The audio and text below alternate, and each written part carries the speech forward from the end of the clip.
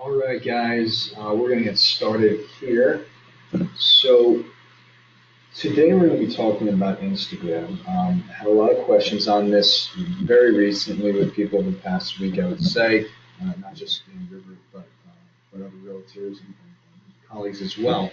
And kind of the mystery is, right, we know that Facebook has all these advertising platforms. We know it's great for business. It's just hard getting our head wrapped around Facebook and all the different functionalities within the platform. Can I do Instagram? Is Instagram really helpful? Is it just people goofing off looking at pictures? Is it actually helpful to my business? Right? What actually, what can I actually do to help my business grow through Instagram? So that's what I'm going to be talking to you about today. Not too long, probably about 25, 30 minutes or so about Instagram. So just a brief overview and then some quick strategies that you can use to help grow your business on Instagram. So I'm going to share my screen with you. So let's go here. This is my page here. So Instagram, obviously, any users would know that it's primarily all about pictures and views. It's about catching people's attention very, very quickly. It's a short attention span friendly platform. So with this particular platform and social media, you want to put out content that is primarily and maybe attractive isn't the right word, but that gets people's attention, that is attractive for people to look at, not just attractive as good-looking people, but something that's interesting, something that would cause people to stop and actually take a look at what it is, because you have about half a second to get people's attention while you're on Instagram. So I wouldn't say it's more challenging, but it's just a different way of doing it rather than Facebook as a whole. So on Instagram, okay, make sure your profile is complete here. Let's go to mine. My profile here. My profile name is Falones Mortgage on here, as a little bit of a play on words. So I stick a little bit of what I do in here. Okay, Sean Fallon, so on and so forth. I have my website on there. I highly recommend putting a website on there.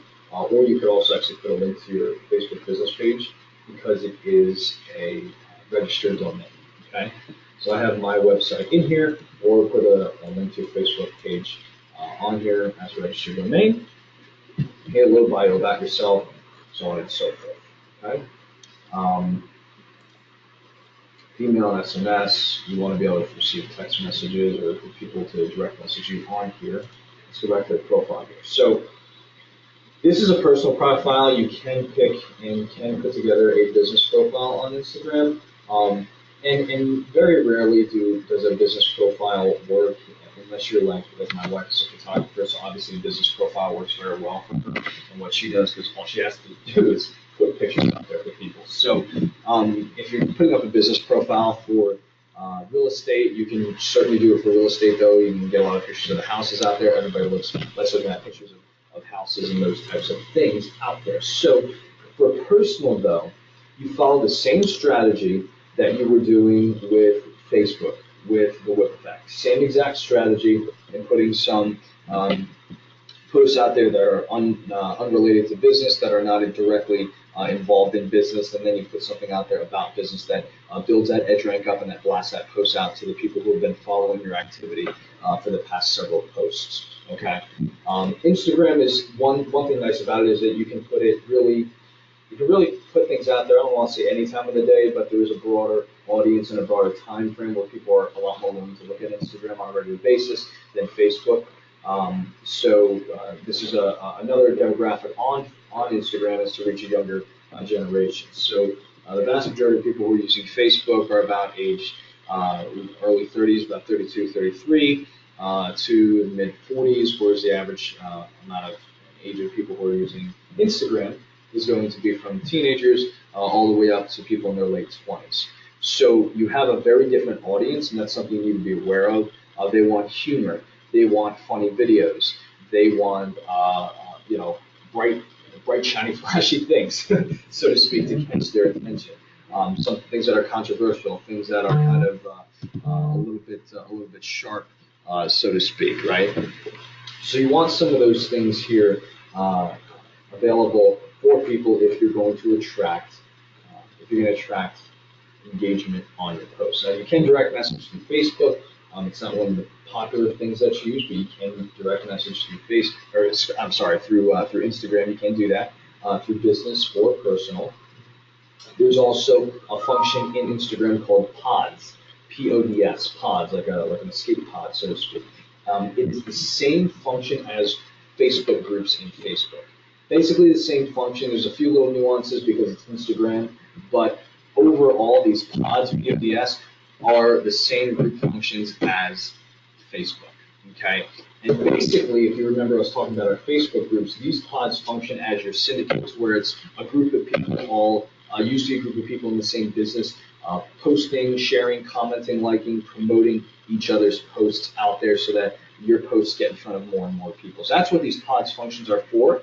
So a lot of people, and this is why I wanted to mention this, a lot of people think that Instagram is more so about just the flashy, funny pictures and really isn't about business. But depending upon what kind of business you're in, if you have something to put out there that is picture related, and you all do because you're in real estate, right? So if you have something like that to blast out to the world of Instagram, these pods are valuable to you, that you can get into a pod, start one, join one, where people can, other professionals or other people within your pod can promote your posts, especially when they have to do with your business. I would recommend if you do joining one that is for your business, not just personal. Okay? I am not part of one because I don't really follow this marketing strategy for a specific reason. I do some other things that drive in traffic from other places. If you want to know that, that's not free. Just kidding, not kidding. But other than that, Instagram is a great way to get your name out there on a much steadier, much more easy to access platform than Facebook is, because Facebook now is turning into almost really what the internet was like 10 years after it came out, to where you're on there for a longer amount of time for a specific reason. You're not on there just to kind of fool around. Now we all know we do that on Facebook, but gradually Facebook is turning towards that, whereas Instagram is now turning towards the quick gratification, quick, easy access to some form of entertainment, something that catches my attention and you move on. Right? So what's the content that I have on here? Right? I put some of the pictures that I put on Facebook on here. I don't always link everything. You can share something on Instagram and share it directly to Facebook. I recommend doing that sometimes, not all the time, because you don't want the same content on all your platforms. You want different content to reach different audiences. Okay. Now, talking about the age groups, I know that this particular post here is going to reach a certain type of people, a certain amount of people on Facebook who maybe are a little bit older, a little bit more established with friends and family. At the same point, I know, let's say, a post like this here is going to reach a much different demographic and much different age group, because everybody can identify with this, and not everybody can identify with being a father. Okay? Because remember, you're reaching a younger crowd, so you want to cater to that. Younger crowd, you want to cater to those things. A younger crowd wants to see results, wants to get to the point, and wants to be able to understand exactly what's the point of this. I want to understand it right now. So when you're reaching a younger crowd for business purposes, you want to put a lot of these types of posts out here. Okay? These posts that show the results of what you do, tell exactly what you do, or at least allude to it, that I'm in the real estate industry, and get it out there. So when they're scrolling through their newsfeed and they see it closed in 29 days, they find out exactly what you do, they know it, they see it, great, wonderful, and then can move on. Right? You're not trying to set up kind of this long, drawn-out marketing strategy to promote what you do. You're getting to the point right away with the pictures you put out there. Okay? The text, the copy in here, all of this is not nearly as important as hashtags are. Hashtags are very important on Instagram because people search them all the time. They're important on Facebook too, but hashtags are extremely, extremely important on Instagram. What I would recommend for all the realtors here is to pick a hashtag, okay? Pick a hashtag, whether it's, I'll steal this one. You can if you want. Consider a closed, closer, whatever. So if I click on this, consider a closed, it shows all these different people on here, so you can find out how popular that hashtag really is. If there's a lot of people using it. On mine, there actually is not, which is nice. Mortgage Life, if I click on this hashtag, there's actually 22,000 posts. So there are a lot of mortgage reps using this hashtag on Instagram, Mortgage Life. Right? If I click on hashtag got buyers, there's only 17. So maybe that's a post that you could start putting on every single one of your real estate posts. If you want to go after buyers or got listings or list with so-and-so, list with Lisa or whatever you have to be. Okay. Hashtags are very important. Getting to the point, posting a picture where people know exactly what you do, know exactly what point you're trying to get across, right? With the hashtags. Hashtags and getting to the point. Okay? This, again, people know exactly what I'm doing. I'm grilling, want to come over to a new grill, good food, nice weather, 4th of July ball. People are commenting on it and I'm commenting back. Get straight to the point. This, people know exactly what I'm doing. Okay? 4th of July. My wife took this beautiful picture in our backyard. Right? Top Steiner. People know exactly what's going on. Getting straight to the point. There are some other things that sometimes you put on here that are a little bit more obscure just because you want to. But if you're trying to get interactive, you're trying to get interaction so you can get them in front of more people and get your business in front of more people, you want to be putting something that is straight to the point, that shows the results of your work for business, such as something like this, putting a picture on that closed in 29 days, or listed, sold in 45 days or 60 days, or hey, made good on my promise, listed and sold their home in 90 days or less, whatever. You want to put those things on here like that. And the hashtags are very important, not just because people search them so they see you, but the more types of real estate hashtags that you put on there, it's going to link it to other real estate professionals, other real estate companies, other people who are looking to link up with realtors and have them promote their businesses and share each other's pictures and whatnot to promote each other.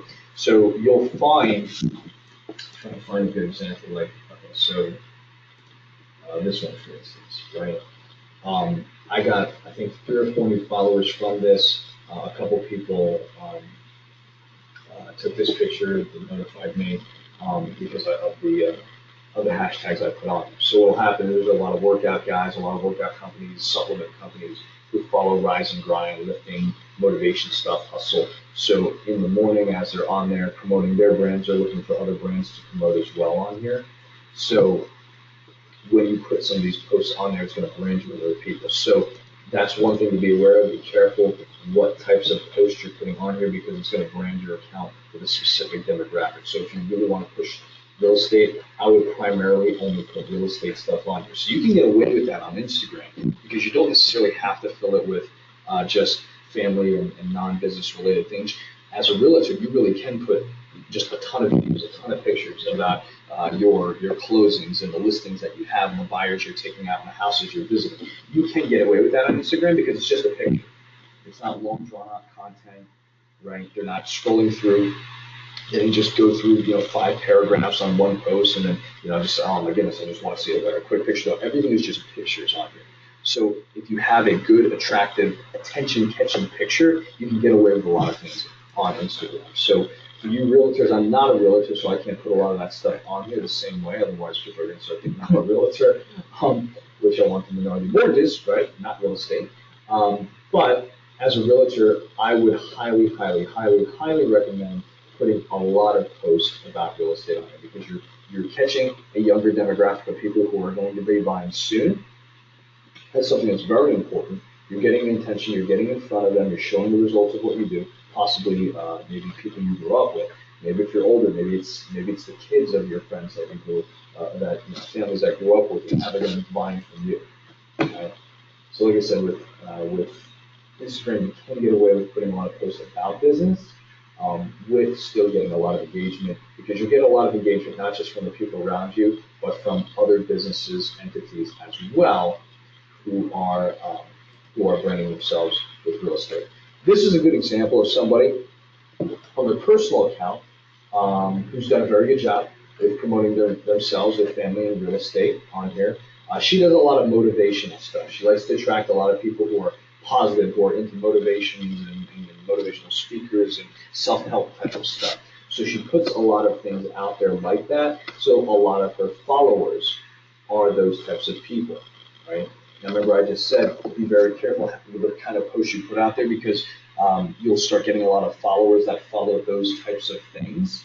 So if you want to brand yourself as something very specific like real estate, put a lot of real estate stuff on your Instagram account and post a lot of real estate. Okay.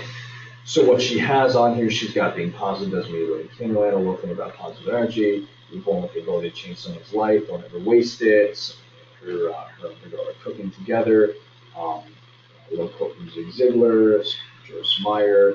Um, she put some updates about the community in here as well. This July, whatever's good for the soul, do that. A lot of quotes, a lot of motivational stuff, but then she does stick real estate in there as well. So what is she trying to brand herself? She's trying to brand herself with people who are driven, people who like motivational speakers, people who follow the same type of books, the John Maxwell's, the Zig Ziglars, those type of people that she does as well. And she's putting a lot about real estate in here. So she's trying to attract probably other investors in the area, probably other business owners. Most entrepreneurs follow the same groups of people as far as motivational speakers and whatnot. She stole this from me. Actually, I put this up and she stole it from me because we are friends. She's in Texas, I'm in Jersey though. Right? You only list once, and you list with me, so she's putting stuff about real estate on there. Now, if you look at, she has 42 likes on this. Look at all the hashtags she puts on here. Does she put a lot of text on here? No, she puts a lot of hashtags because she knows that's going to brand her with all the different real estate groups out there that are following these hashtags and that are searching for these because they're looking for followers and looking for other good people to brand themselves with. Right? Instagram is about branding and association through pictures, branding and association through pictures. So we get a couple comments here, a lot of hashtags, and she's putting something about real estate on here. Okay. Yoda with Jack Daniels, apparently her boyfriend. What's another one? Here we go. Open house day 3 to 5. She put a video on here. Take a look. Open house 3 to 5 today. You can do around these two like in a photo very, very simply. Again, what does she put on here? A lot of hashtags. Very, very little copy.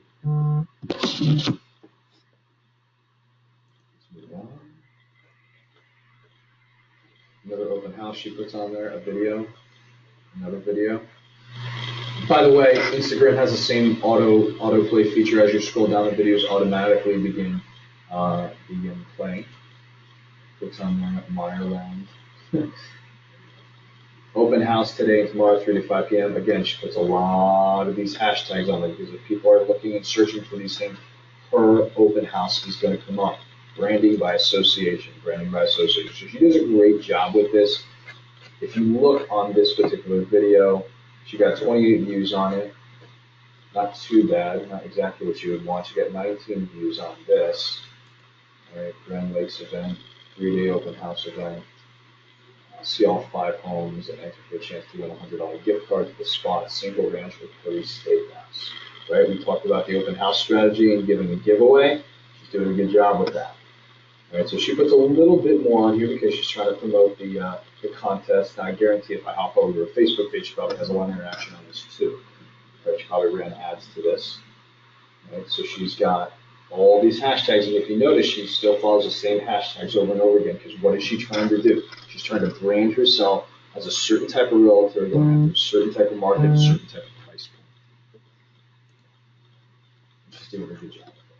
I'm actually now going to use my wife's as an example because she actually does a really good job with this. The photographer, she actually doesn't put up a lot of posts, 165 posts. It should be like 500 or maybe 1,000, but she only puts up 165 posts. She has almost 1,500 followers. Actually, a lot of business owners, a lot of associations on business owners, and she's actually through the content that she's put out here, she has a lot of business owners reach out to her and pay her to promote their products in her pictures.